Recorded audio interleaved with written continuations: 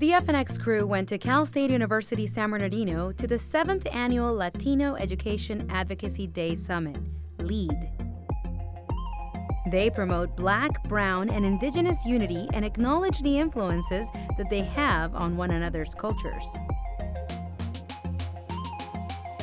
We believe it's important to engender in them their cultural identity, but that at the same time prepare them so that they can be successful in this world as well.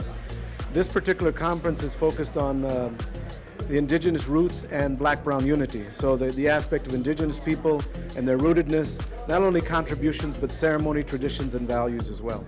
We give a lot of rhetoric to Black, Brown, Indigenous unity, but what does that mean? So we need to figure out ways in which we can honestly work together, listen to each other, love each other, respect each other, and get along. In communities like this, like San Bernardino, where we're at, up to 70% of our children do not have access to quality pre-K programs. We know that the early childhood, the pre-K programs are so important. So you can imagine, 70% of our kids don't have access to pre-K. That's ridiculous. If we're not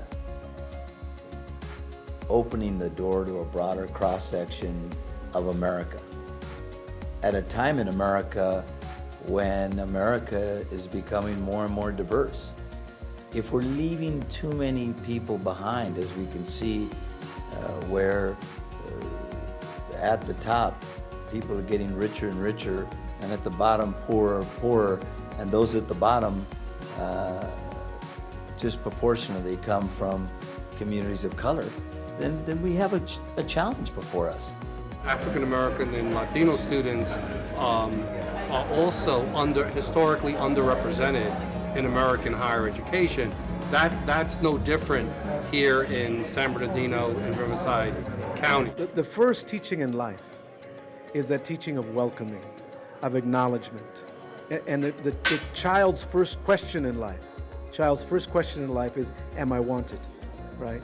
And if someone that's supposed to teach you, you're not connected to, you don't feel they really love you, they really care for you, they really connect with you, it's going to be hard to learn from them. University says, well, these kids don't have the qualifications, they don't have the requirements. So in a lot of ways, the 4 years universities blame the 2-year colleges, right? And then the 2-year colleges blames the high school. The high school blames the middle school blames the elementary school blames the families. Too much finger pointing, not enough working together, not enough of an integrated education. It's a process within Western society, that shame and blame, that has gone on for 500 years for our peoples, our indigenous peoples, because they have attempted to take away our traditions, take away our identity, take away the way in which we guide and raise children, and then they put us in a system that is foreign to us. And then when we don't do well, then they blame our parents and they blame our culture and they blame ourselves for not having the initiative or not wanting to learn. Government should function for everyone, but historically, the ones who need government the most are the people who have been left behind, the people who are struggling to make it.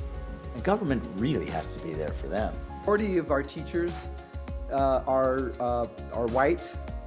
Many of them are middle class and upper class, and females. Now, there's nothing wrong with deciding to teach in a community that's different than how you grew up.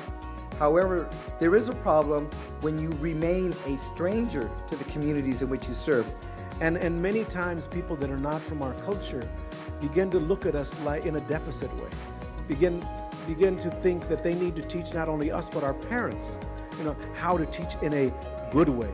Our parents really know what they're doing. They may be wounded, but they just need some healing that way too.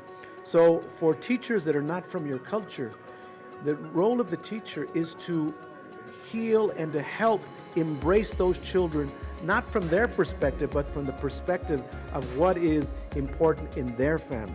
We need to move in terms of racial equity and racial healing in systems that really continue to oppress our population, but at the same time, we need to integrate within systems of education, systems of health, of mental health, even juvenile justice systems, our traditions and our ways, so that we can bring our young people along.